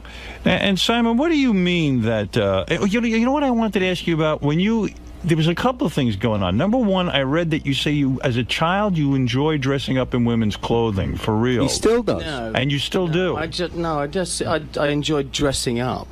As a woman, that's my favorite. I wasn't sure whether they were women's clothes or men's. Here's what I it had said. a jockey outfit. You say you've been dressing in women's clothing since you were a kid. When you were a kid, you wanted to be Rita Hayworth in a skirt. Did you think you were gay? This is the press release that Nick Rhodes wrote, isn't it? Did you think you were gay at one point in your life? Is that because once yesterday, wasn't it? Did you guys think he was gay or something? I mean, seriously, that's a very feminine thing to do. Hands on my hips, I can't do that. But you were always into women. You never had gay sex. Yeah. Nothing like that. Yes. You just like to dress up as a woman. No. No. I did once dress up as a woman, and it was for a show at the Edinburgh Festival, and that was a lot of fun. I just loved the way fishnets felt on my legs. And what happened that you lost your testicle? Do you talk about that? You were I haven't. I have a slightly reduced testicle. You were on a motorcycle. Yeah, you had an accident. I raced bikes, and I had a front end collision. Well, you have the kind of life you do. We'd moved on from homosexuality. When you have the kind of life you have, where you're a rock star, where you're married to a beautiful woman. You think I needed two of them, two full ones, don't you? No, why would you race motorcycles where you could get injured? Well, that doesn't make any sense. You should ask me that question, because that's very pertinent to the song that we've got out as a single. I'm not trying to segue into it. Segue. I'll play a little. It's the song "Falling Down" is about pride and arrogance, and I went through a period in my life when I just thought I was invincible. Right. And I had that accident, and I got back on and I raced again, and I had another terrible accident. You do not ride these things anymore? I ride bikes, but I don't race them any longer. It's the racing. It's the competitive thing. I was too competitive. And you were racing a yacht back in the 80s, yeah, I think? used to race boats. And the thing capsized and you almost died. That wasn't my fault. Yes, but why risk this great life? I could understand There's a theme developing, isn't there? Why is everybody looking at me? That was my fault. I could understand somebody who looks like me and has my kind of life capsizing and not really caring, but you have a good situation The going. rumor was that Boy George had a submarine and fired a torpedo. He tried to sink you. Innuendos. What the hell is going on? Oh, God. Big your endo, mate. Was is there a lot of rivalry between bands? Boy Yes, George, there is. Boy it's George fun, was. Though. There's nothing unsavory about it. It's fun, Of course, you want your record to do better than U2's. You've made negative comments about Bruce Springsteen, for example. Well, you say that he is not personally. talented. Yes, you have. I have not. Let me see. I'm going to read a quote from you. All right, John actually said this. Oh, thank you. All right, here's what he said. Bruce Springsteen is as popular as he is because he's mediocre. No one's going to tell me that Born in the USA is Stravinsky or Lennon or Makes McCartney. this stuff up. To be popular and to get enough to millions of people means that you have to be fairly low level. In my defense, I think I said that in 1982. What were you on? Well, I was on my own trip. Right. I've come to respect Bruce a lot. That's amazing. He's actually one of my favorite artists. You said that before Born in the USA came out. It was a review. No, it was a review. It was a review show that Born in the USA was on. In fact, is that what it is? And that's how I felt about it at the time, because I was raised on the Clash and Bowie and a lot of really out there stuff. Right. And to me, it was pretty pedestrian at the time. But I've come to see it in a different light. All right. So you've changed the Great your American opinion. Songbook. I have. Right. All right. So you like Bruce Springsteen now? Yeah. Were you guys on a lot of drugs at that time? Was the band riddled with drugs? Was that We got as many drugs as we could possibly get our hands on. Is everyone off the drugs now? Is everyone clean pretty much? Pretty much. I haven't done a check this morning. The dog's not up yet. Nick, you still having some problems? I know. Anna's looking a little worse. Thanks. I've got through, unfortunately, I've got through a few tissues this morning. But did the band? Did you guys try heroin? Did you try coke? No. Did you try? No, nothing like that. Nothing hard. Well, we did maybe. Maybe you tried it. Do we have to be specific? Yes. Yeah, this is an interview. You have to answer. Do you still have the numbers of any New York dealers? Yeah, we have our own problems here. So there are rivalries between bands. And you mentioned Boy George. At that time, would he sit and take knocks at Duran Duran and say you guys were horrible, and you would say he's horrible? You know what happened in that time was that the press were. We were young, and they kind of manipulated a situation where the rivalry became public. Right. And they would get people to kind of knock each other in the papers and things. And in our naivety, we were willing to disrespect other bands in the newspapers and things like that. It's something you don't do now. I don't have bad things to say about acts now. Right. Because I think it's just not elegant. It's undignified. Do shows like American Idol annoy you? I mean, you guys had to come I up. don't watch it. You so do not watch it. It doesn't annoy me. Does it bother you that these kids who basically had absolutely no career get on a reality show, and then they have these huge careers? Hey, good luck to them. I mean, it's not the kind of career I would want. No, you don't want that.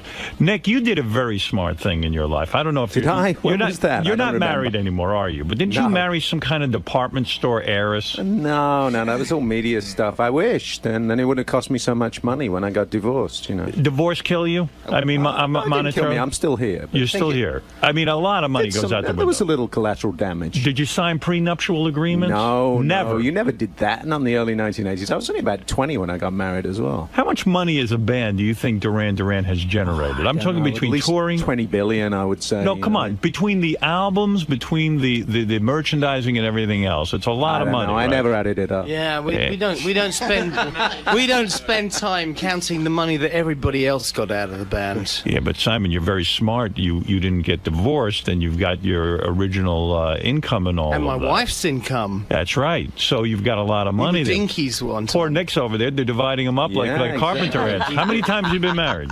Well, how many? Only once. Only once. Yeah. Okay, all right. So you only got cleaned out once. That's okay. All right. All It's right. been- Listen. So you say the new album is out. Yeah. This is a big deal. November 13th. It's November 13th, and the new single is called "Falling Down." Yeah. And you say this is about arrogance. It's about pride coming before a fall. It's about how quickly your life can change, how suddenly you can go from being king of the world to heading for a big disaster. Is this It's about also- you and Sounds like a Duran? divorce to me. It's very much about things that have happened to me, but it's for anybody. You know, everybody goes through these things in their lives, but more importantly, it's about being able to reach out for help and swallowing your pride enough to say, somebody please help me. Are you saying that when you were at the top of the music industry, on top of your game, that you could have been an asshole to some people, you could have been arrogant, you could have been maybe not treated people properly, and now you are humble, you have some humiliation and all of this? That's what this song is about. Where is the half a testicle you lost, by the way? When you are brought to the hospital, it's in a field in Wales somewhere. When you are brought to the hospital and they tell you lost a testicle, I mean, you've got to panic, right? I mean, it could be the end. Pardon? Yeah, I say when they bring you to the hospital and they say your testicle is gone. Yeah. You got to. That's got to be the most painful thing. They said I might lose one of them, and you never did. I had a very good doctor, and I. Good for you. And I drew a big arrow on one of my legs to show them if they had to remove one, which side the one they had to remove. Well, thank God you still have both. By the way, the new album is called Red Carpet Massacre. I don't know why it's called that. Why is it called Red Carpet Massacre? Because it's about modern life. It's about life in public and failure and success. It's about the kind of the world we're surrounded by. You know, on one hand you've got Red Carpet, on the other hand you've got a massacre. Put them together, and what do you got? Did you guys fight during the making of this album? Was it we weird always to work? fight? You always fight during the making of albums. David, you're on the air in Phoenix. Go ahead. Hey, Howard. Thanks for taking my call. Love you to death. Hate the fact you're not on Fridays. It ruins my week. Anyway, first of all, Duran, you guys are so awesome. I've loved you for years. "View to a Kill," best James Bond song ever. Gotta tell you that. How does that come about? When you guys write a song for a James Bond film, they approach you and say, "Look," or you had already written the song. Well, that was a classic schmooze, actually. I mean, I met '𝗵𝗵𝗿𝗱 at a post-Wimbledon party. He is the producer of all the James Bond films. Yes, absolutely. Right. And introduced myself to him, and actually sort of said in my, grandiose way, "Hey, when are you going to have a decent theme song again, Right. And he said, you want to do it?" And it was literally like that, And the next day, I went down to the studios where they were filming. He introduced me to everybody. He got John Barry on the phone. "John, I want you to talk to John Taylor. He's in Duran Duran, and I want you guys to work it out and make this work." So you wrote that song specifically for James Bond? Yeah. Oh, you did? Okay. Yeah. All right, let's go to Mark in Boston. Hey now. Hey now. Hey, wanted to see if there was any fucking going on the Girls on Film video. You guys are known. You always had the best-looking women in your videos. You were known for that. Would you have sex with girls on film? Did you guys have sex with any of them? No, but we would have liked done, to. The brunette in particular, the ice cube on the nipple, we were all. But why I think the management got there first. You guys make it seem like you're choir boys. I mean, I am sure a lot of sex He was went a on. choir boy. I was a choir boy. Yeah, but you behave like a choir boy. You had tremendous amounts of sex, didn't you, before you got married? Tremendous amount, and actually since I got married as well. My wife is rampant. Were there famous women in any of it? Nick, come on. In anybody's address book. Were there famous women in your past? Famous women? Yes, women that were very well known that you were able to Madame Bovary, Catherine the Great. Not that I recall. You never had Catherine the Great? Never. No. Everybody else did. I can't believe that you guys are telling me that your sex lives were so Yeah, lackluster. they sound like tell you life that. was boring. No. Come on. They say that John got 𝗛𝗄𝗿𝗍𝗿. Is that true? Oh, 𝗛𝗏𝗍 𝗍𝗿. I did get her, in fact, for the cover of the Notorious album, yes. Did you make love to her? No, I vowed to her. That's a tepid no. Has anyone ever come up to you nowadays and said, "Look, I have to break the news to you. I'm your child. You guys banged so much when Duran back in the '80s." Did that happen, Simon? We came out of got out of a limousine once, and we were here in New York. And as we came out, a news crew came marching up the pavement with a video camera, and grabbed hold of John and said, "John Taylor, this is the mother of your child. What do you have to say about it?" And there's this girl, this kind of girl who was sort of hanging on and being dragged around. And John kind of put his head down, and we went straight into the building, didn't we? And it really freaked us out. I mean, she constructed this elaborate sort of scam. I mean, her parents were even in on it. I mean, they supported the story that I went regularly to the house for Sunday lunch. What does that do to your home life? I mean, does your wife just flip out? It was a rough few days. That was, you Yeah. know, because, you know, at the back of your mind, you're thinking, no, it's not, is it? Well, it's embarrassing, and also it can screw up your relationship because people start to believe that stuff. Yeah, it's not what you need. And then, of course, typical tabloids, English tabloids, they turned it in the end. They turned it to, like, you know, this like crazy person attempts to scam the media with, but we're smarter than that. So you are supporting this kid?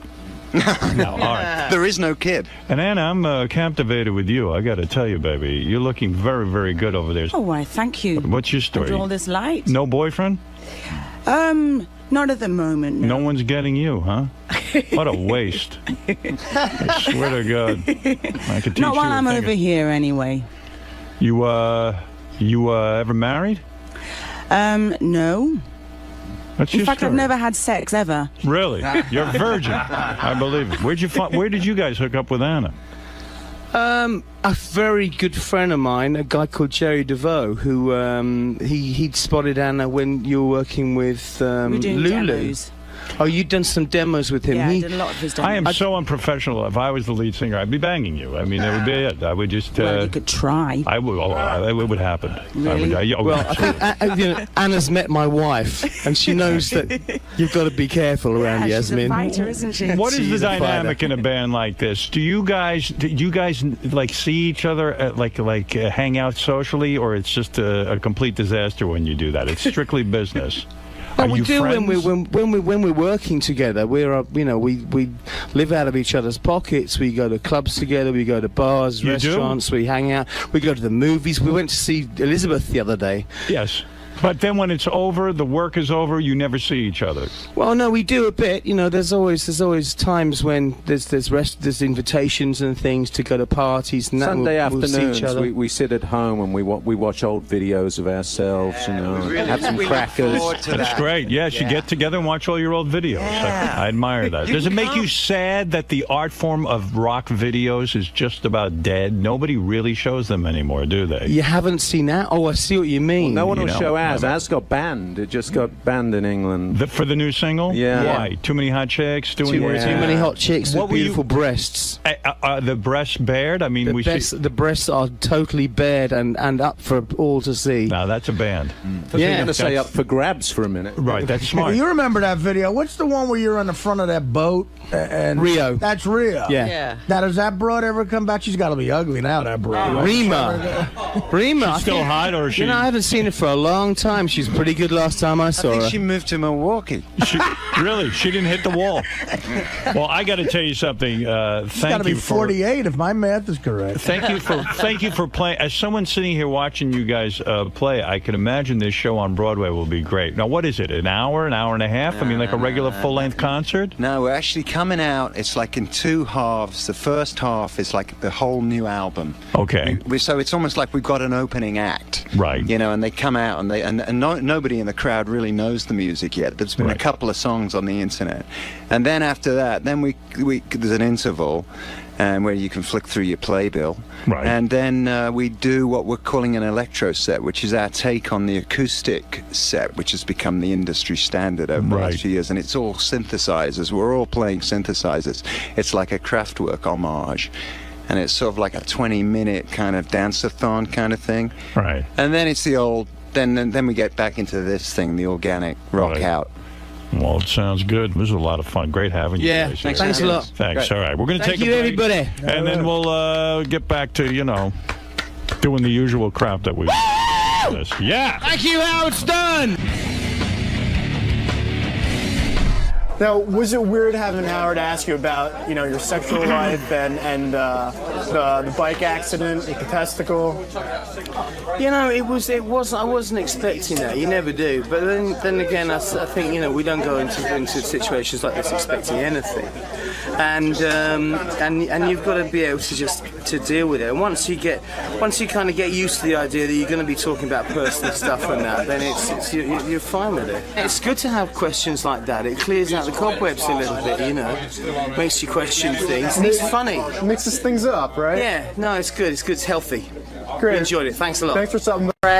You might remember me from a few years ago when I came in asking Howard to please help me become a big superstar. Well, I'm back again to let everybody know that I'm still trying to pursue my dream, and I'm here to say thank you to Howard and his wonderful staff that helped me out and gave me my big break. And basically, I'm here to tell people that you can't give up on your dreams, because if you do, you stop living. And we have to help each other, believe in ourselves, and never give up. Well, welcome back, Sonata, and I hope you achieve your inspirational role today. Thank you. All right, we'll see you in a little bit. Okay, thank you. We've got a big show for you today. In fact, it's the return of somebody who I know we've been waiting to hear from for a long time. Who's that? Zenaitta. I think they're going to give me a chance. I want to see what she's done with her life since that plea for, a I chance. wonder if she got a chance. If anybody doesn't remember who Zenaitta is, I'll play some clips from her last appearance. Yeah. We used to joke around all the time back in the 80s, right, when Seinfeld was on. Oh, wait, wrong one. Sorry. That's the wrap-up show. Oh. Where's my Zenaitta clips, boys? What's the town in Massachusetts she was from? Haverhill, wasn't it? Pretty good, Robin. Oh, I remember every word. I can't find it now. It was right on this page. Gary preview page 2, no? They're Gary page 1 in white. I hate these pages. All right, here we go. Here's Zenaitta, just in case you don't remember who she is. This is Zenaitta. She showed up on our show. I think we found her on the street. She just was like at the door wanting to come in. Right. She said she needed a chance. She wanted to be in show business.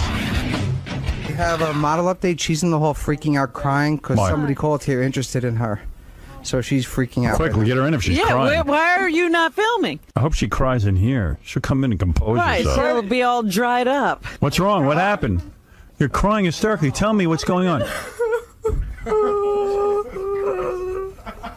I just can't believe this because this is my dream. All I wanted. You guys have to laugh. No, tell us what's going on, please. Yes, we have to laugh. The guy who's with the camera, nice guy. He's very, very nice. Don't stop crying. Yeah. Okay.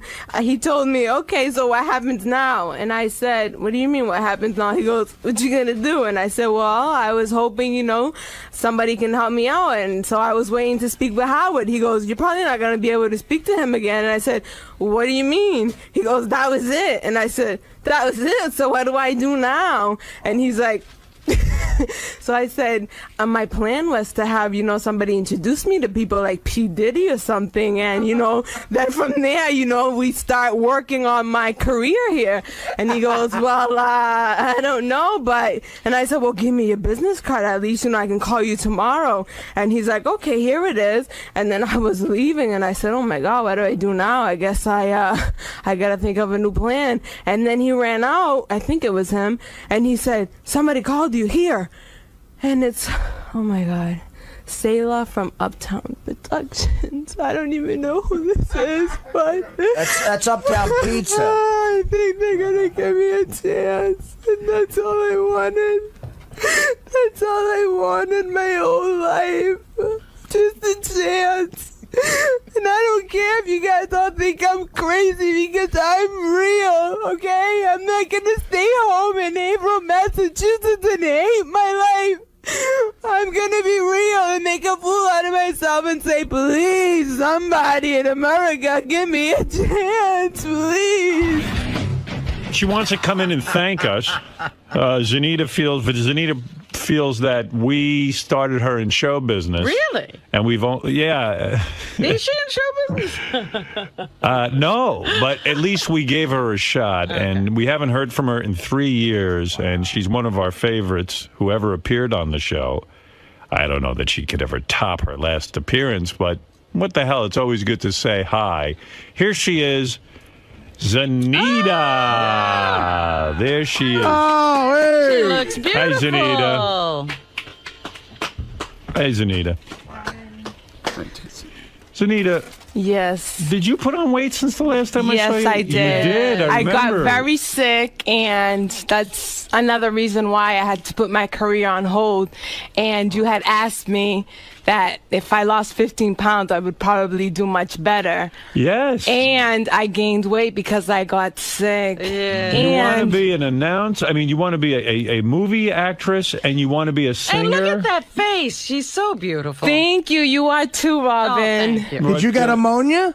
What was your Actually, illness? What was your illness? Actually, right now, I just came to thank you guys because you guys, that day that I arrived in New York, you guys, Howard and his wonderful staff opened the doors to me, let me come in. Yes.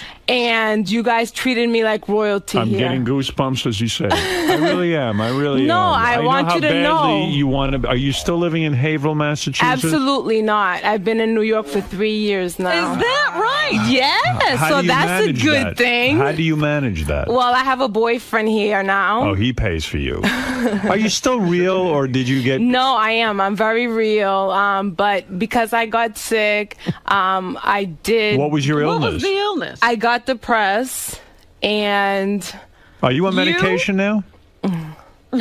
Are you on medication? Yes. Yeah, that's why you're acting too normal. I wish you would come in when you didn't have your medication. Oh, I don't think she needs to be without that medication. Oh, I liked it better without the medication. Oh, Yes. you're medicated. But you know what? What I went through in these 3 years has made me a stronger person. Yes. So I am now ready to pursue the career again. I resurrected. Now, are you going to lose the weight? Because Yes. in show business, you got to look hot. Yes, You know yes. that. Sometimes isn't it the medication that makes you? Yes, it's the medication. But What did you go through for the last 3 years? Oh you my say you God. struggled. Now, I've struggled. I mean, do you know what it's like to move from your hometown? Haverhill, Massachusetts. Haverhill, Massachusetts. Hello to anybody listening from Haverhill, Massachusetts. I love you all. And you came on the show in September 2004. You walked in off the street and you begged us to help you make it in show business, Yes. which we responded to. After you left our studio, I understand some people did call you. You were contacted by many people in show business. Yes. Unfortunately, they milked you for $7,000. yes. Yes. They're fraudulent people who claim that they can help you out. How did that happen? What happened? Well, I was vulnerable. I honestly thought I'm in this big city and everybody here is, big. What were some of the opportunities they offered you, and then how did they get money from you? Everything. Demos, photos, you name it. So when you were contacted, they'd say, hey, why don't you come in and make a demo, and then they'd present you with a bill for studio time? Everything was money, money, money. And Right. I was very naive, so Where did you get basically- the $7,000 to That pay was them? my life saving. You got to understand, this is my dream. Ever since I was 12 years old, I knew that I was going to be in show A business. superstar. Yes, and Yes. to anybody in the town that I'm from and anybody who I meet, that's like another world. It's like I can't even tell them because they look at me like, what's wrong with you? You think you're going to be a star? Who do you think you are? And I just believe Are that. you starting to get discouraged? How old are you now? I'm 30. 30. Don't Yes. you think it might have happened already if... Well, don't forget, I've been sick and I did delay, and so I just resurrected. I'm back now. Did anyone have sex with you claiming they could help you? No. No one got that far? Absolutely not. I would never do that. They just took your money. Yeah, and because I was... Again, naive, believing that they're really going to help me. What steps are you taking to make sure that you make your dream come true? Right now, I'm pursuing the SAG program. What is that? Screen Actors Guild. You have to audition. I just called them up yesterday. This is all... You've been in touch with the Screen Actors Guild? You called them? I called them up and I told them my you situation. Want to be a superstar? Did you say, I want to be a superstar? No, I want to do you be a sign up? professional entertainer. That's what I want to be. Good. Because I want to help other people pursue their dreams by having them believe through me. Say, wow, if Zenaida did it, I could do it. Because I remember one of my dreams was to meet Howard Stern. That's right. Never in my life. Did you life. tell them you're real and that you're trying to be a superstar, that you keep it real? Yes. You did. I mean, when you meet me, you know I'm real. I'm not going to front. I'm not going to act a certain way just to make people happy. But one of my dreams was to meet you, and I you couldn't did. believe it happened. What is the Now, medication wait a you're minute. on because you don't cry as much as you used to? You're so funny, Howard. Yes, but you're Is not. it okay that I call you Howard? Yes, please. Okay, Yeah. because you are Mr. Stern, a man of your greatness. When you were agitated and crying, it made such a great appearance. And now I see you're all even-keeled. Well, What is this? she getting therapy as well? Or do you Yes, I have a therapist. Oh, these For all fucking those- therapists. Why can't they help me? They're helping her? Howard! How come you're so together? This is a complete change. What medication do they have you on? What's the name of it? Luvox? No. Paxil, No. Zoloft. Starts with an A. Ativan? Ativan? I don't know. Ativan. That's the good shit. God, I see it every day, and I can't remember I mean, the every name day right you now. take a pill, and you Yes, don't know at the name of it? nighttime. I take it at nighttime. You take it at Yes. night, and It helps me out. It sure does. Yes. But you know why I was crying, Howard? Because I couldn't believe I was in your presence. No, you were crying No, because... I was crying because I couldn't believe I was in your presence. Are you still singing? I sing. I obviously am not a professional singer like some stars out there, but I am a singer. Why not go on American Idol with this talent? Because I'm not that talented to go on American Idol. I'd like but to have two more. The reason why I want to be a singer, an entertainer, is because I love to go to where the troops are and perform for them. They won't let you. We do tried. things like that. Like, I want to help people. I want to make our country a little better by I like somebody that. who's happy and who likes helping other people. What do you want to be, an actress? Do you mostly want to be an actress? Okay, people told me that in order for you to become, I'm not going to say a superstar anymore because that just blows people's mind. Like, who do you think you are? Right. I'm going to say a professional entertainer. Oh, okay. What was I saying? Acting. Acting. So they told me in order Do for you you wanna to do a get scene there, with me? you have to be a model, a supermodel. Right. So how else was I going to do it but to go to the top agencies? But no, then I wasn't too thin enough. I was too old. I was too fat. Do you want I to was... act with me? Do you want to show off some of your acting skills?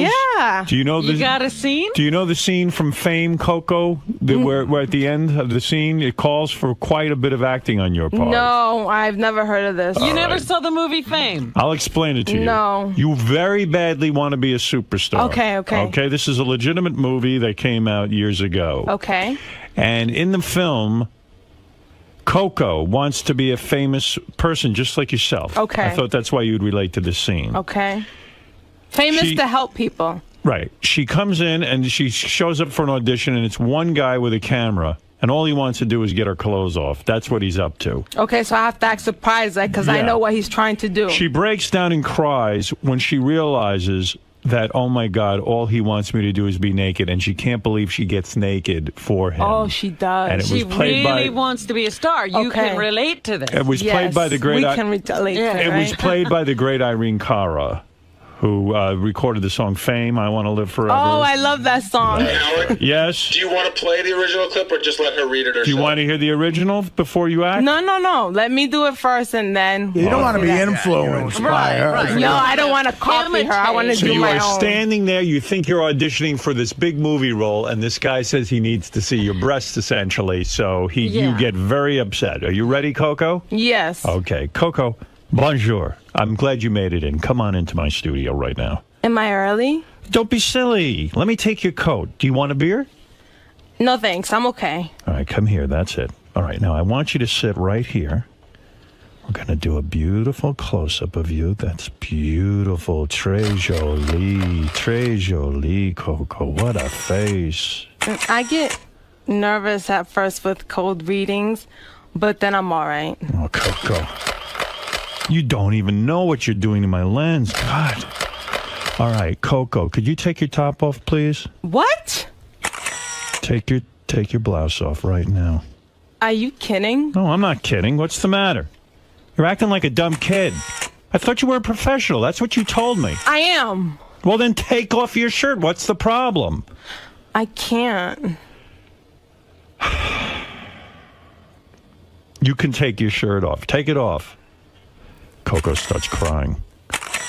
I can't do this. I can't. As you're crying. I can't. Please don't make me do this. Oh, that's better. That's better. Lovely. Yes. Yes, Coco. All right, listen to me. You didn't emote. Wow. She really breaks down. You didn't break while down. She's undressing. It was good till then, though. You were Yeah, good. you were good up until then. I was incredible. Well, usually people get these and they get to rehearse it for a few minutes. No, rehearse. I didn't have a minute to rehearse. I didn't even know what I But was you're reading. a professional. You did your own movie for That's crying right. out loud. I was brilliant, Robin. And that's one of my favorite movies, by the way. It gives me Private hope. Parts. You Yes. didn't even remove your top during the scene. Absolutely not. I don't Oh. think you have to remove your top to be in the business. Yeah, well, so let me tell keep you your something. shirts on, girls. Keep your shirts on. Bad advice. What is the dance you prepared for us today? Oh, there's a dance. Oh, did you have the Sade? Sade? Yeah, Sade. Which song do you like of Sade? The song Smooth that... Operator? No. A Kiss of Life. Oh, that's a Fred, good one. do you have a kiss of life? I'll take a look. He'll get it out of the Sade system. is great It's heroin not music. really a dance, but it's something I wanted to do for Howard. Since he Thank gave you. me a chance, something to let him know that day that you opened the doors for me. I would This be is how honored. I feel. I would be honored to see it. So it's not really a dance. Okay. It's an interpretive. Yeah. Fred, if you will. We've got it, my friend. Be careful, you got headphones on. Don't forget. A little louder. A little bit louder. Okay, here you go. Sade. Oh, you're moving good, I got to say. Thank you. You're not bad. Yeah, I like dancing. Fred, hold me.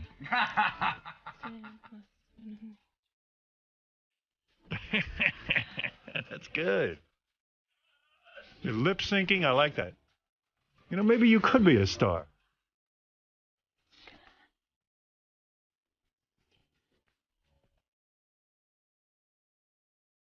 Nothing like dancing on the radio.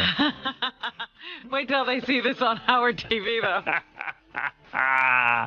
Look at you, babe. All right, let me ask you something. You're not doing too bad here. Did you practice this in front of the mirror? Yes, for you. Fantastic. I said I gotta do this for Howard. Thank you. It's the least I could do for a man who opened the doors for me without even knowing Well, let me me. say something, Robin. I'm going to sum up this appearance. I like the Zanita who is not on medication.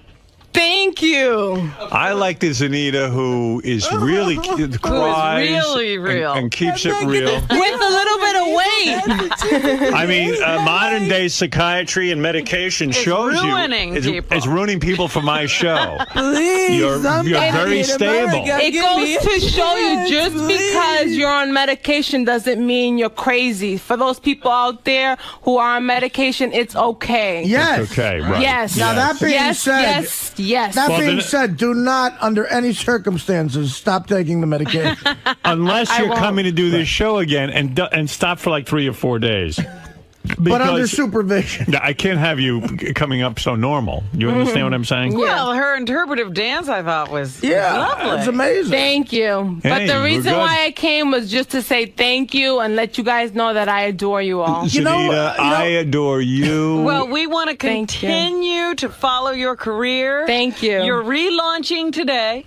Thank you. I resurrected today. You know what, That's Howard? right. I wanted to ask her, when you called Screen Actors Guild, what did they tell you? When They you said- told me that I have to audition for their particular productions. Right. If I make 3 of the auditions, I then have to go through their program for a fee. Right. So They're a that's union. where I'm at right now. They're the union, you know that. Yes. Yeah, so you should get in that. Yes. Oh, good, all right. Yeah. All you got to do is get 3 roles Right. on Screen Actor Guild approved projects, Right. and you will be a part of the Screen Actors Guild. Yeah, and the fee. And the fee, and then you're gonna have to pay them because it's Yes. part of being in the union. Yes. They're one thing that's not bullshit, though. You should know that. Paying them is right, though, because you'll Yes. get in the union. Yeah, the Yes. $7,000 you shelled out for other things That is was- not right. Yeah. Yeah, I'll give you some advice.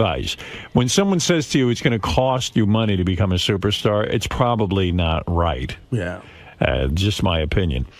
Howard TV wants you to sing Star Spangled Banner. We don't have time for that now, guys. I'm No, sorry. I'll that have on to their come back and do it Yeah. another day. You'll do it another day. Thank you. Zanita, I wish you luck. It's Keep us. Zenaida. No, it isn't. I'm changing it to Zanita. Oh, is it? Yes, I feel that's more of a star quality. Oh, name. I'm sorry, Howard. I brought you a little gift. I forgot to give it to you. Thank you, baby. That's right. And you and I to open it till you're alone in your Yes. private own time. Censored. Thank Oh, you. yeah. Let me see what that is. Thank you, Zenaida. You're welcome. I appreciate that. And I got something for Robin and the rest of the gang. Thank you. You're very sweet. And lose You're some of that welcome. weight. I want to see you make it, honey. Yeah, you're a Okay. beautiful All right. girl. You need to. That is thin Zenaida, down. everyone. Thank I you want very much, everybody. Have a great day. And And Will- support the troops. support the troops. That's Yes.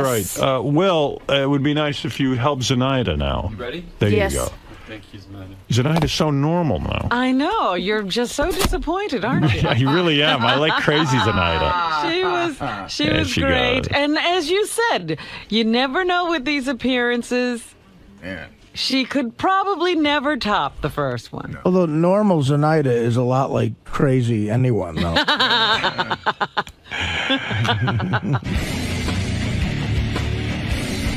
Zenaida, how did it feel to be back? I loved it. I loved it, and again, it wasn't a surprise. They treated me like royalty again. They Thank really you, did. Howard, and thank you, everybody from the Howard Stern Show. Now, why do you really think that you guys hit it off so much every time? Because I'm real. Because you're real? Yes. So the reality of it all, that you're a person seeking a dream. and- Yes, I'm a real person with problems, with issues, and I'm trying to make it, and I won't give up till I make it.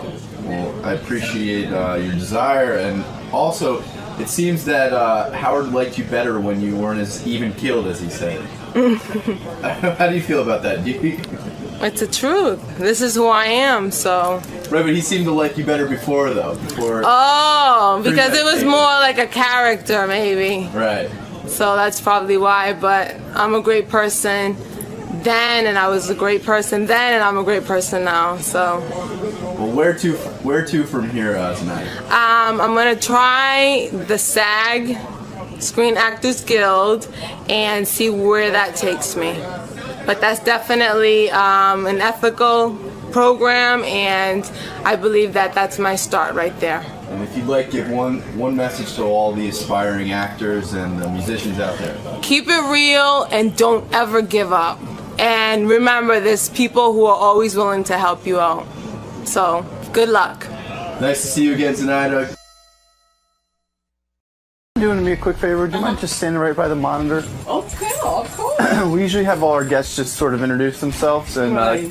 set up what they're doing down here today. So if you want to Right just here? yeah, and just hi, I'm Crazy Alice. This is my No, first, no. no Crazy Alice. No Crazy Alice. Could you just say that they sometimes let refer to let me me as- finish. Let me Okay. finish. I don't know why they call me crazy, because I'm an angry person. I have some disability. I admit that. Just because I have a disability, that don't make that I'm crazy. I'm just angry. That's it. I hear you. Yeah.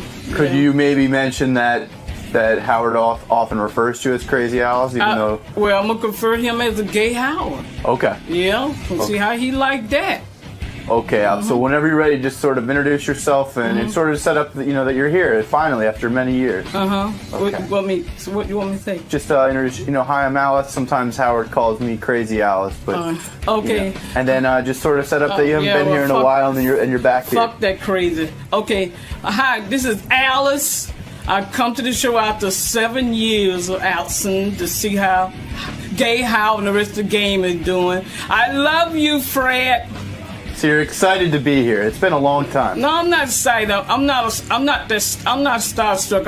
I just want to visit the people that treated me good. If it wasn't for gay Howard Stern, I wouldn't be where I'm at today. I wouldn't able to afford these beautiful clothes and stuff.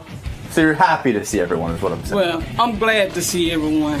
Now I know Fred's your favorite. You've had your trials and tribulations with Artie, but are things okay?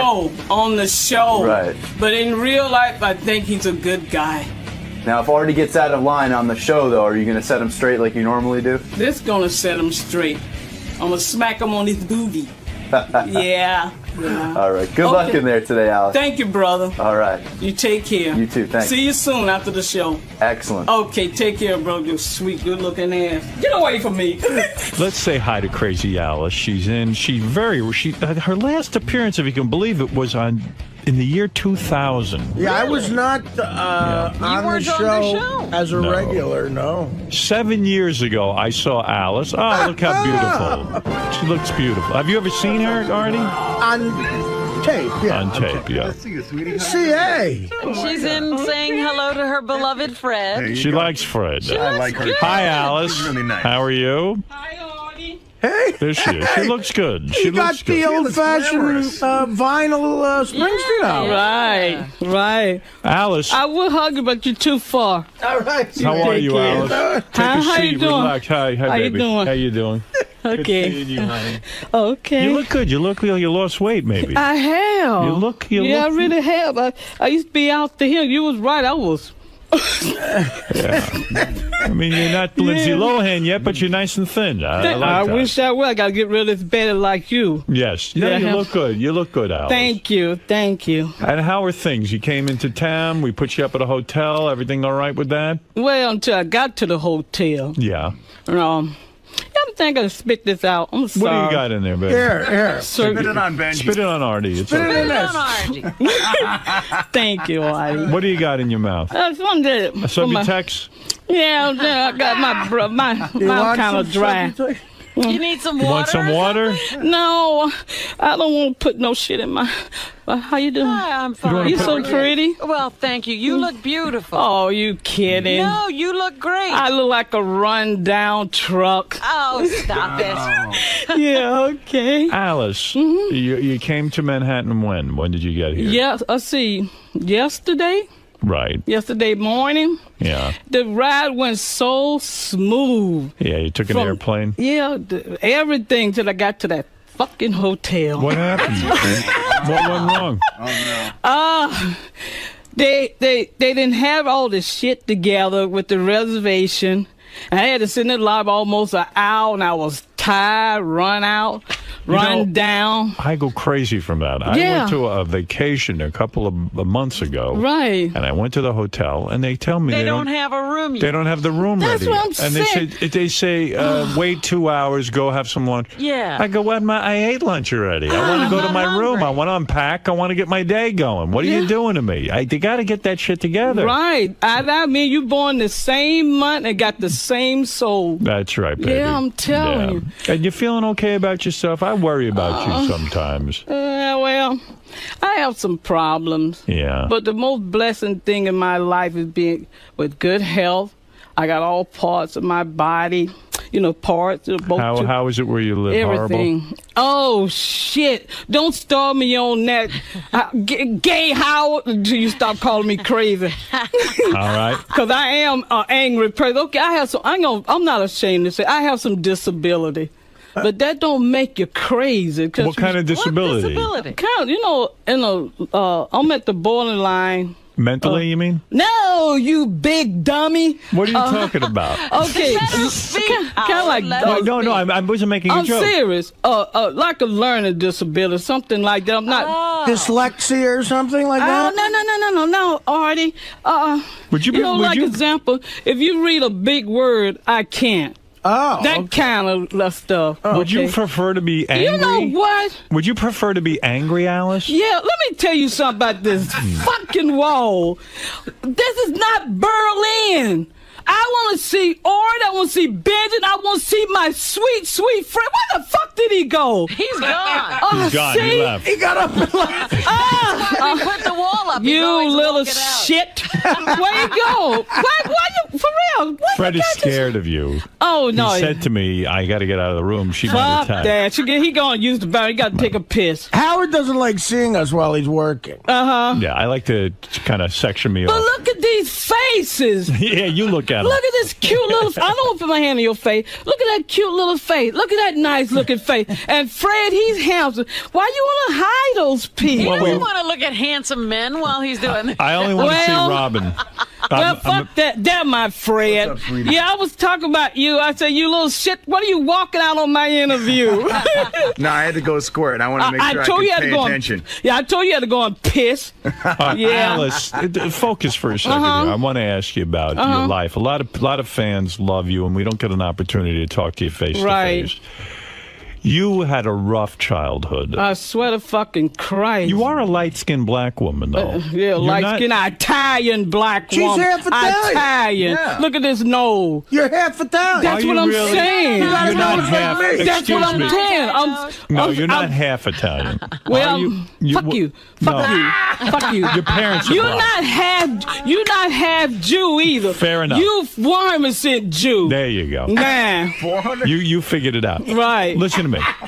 Both my parents are black. You're not learning disabled. You figured it out in 2 seconds. Okay. Right. Both my parents are black. My mother's Cherokee and black. My father's black and Italian. Don't a lot of black people say they're Indian to try to... No, I'm just telling the truth. I'm just telling the truth. I got